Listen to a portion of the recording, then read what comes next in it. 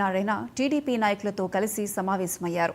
జగన్ వచ్చిన తర్వాత రాష్ట్రంలో ప్రకృతి వైపరీత్యాలు ఎక్కువయ్యాయని నారాయణ విమర్శించారు. వైసీపీ ప్రభుత్వం మోసపూరిత మాటలు మానుకొని తుఫాను బాధితులకు నష్టపరిహారం చెల్లించాలని నారాయణ డిమాండ్ చేశారు.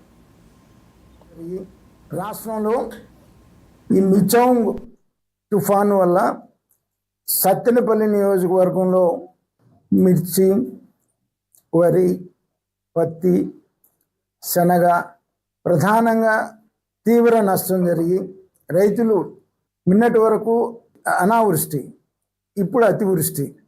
ఈ జగన్మోహన్ రెడ్డి వచ్చినప్పటి నుంచి కూడా ఈ రాష్ట్రంలో అతివృష్టి, అనావృష్టి. పండించినటువంటి పంట చేతికి వస్తుందని నమ్మకం లేదు. చేతికి వచ్చిన పంట నోటి దాకా వస్తున్నటువంటి పరిస్థితి కూడా కానటువంటి పరిస్థితి ఉంది. కాబట్టి వెంటనే చాలా తీవ్ర నష్టం జరిగింది కాబట్టి వెంటనే ప్రభుత్వం స్పందించాలని చెప్పేసి డిమాండ్ చేస్తున్నాం.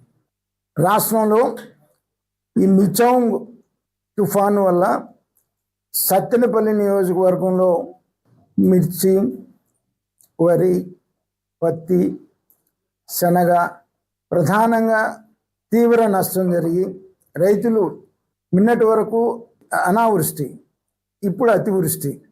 ఈ జగన్మోహన్ రెడ్డి వచ్చినప్పటి నుంచి కూడా ఈ రాష్ట్రంలో అతివృష్టి, అనావృష్టి.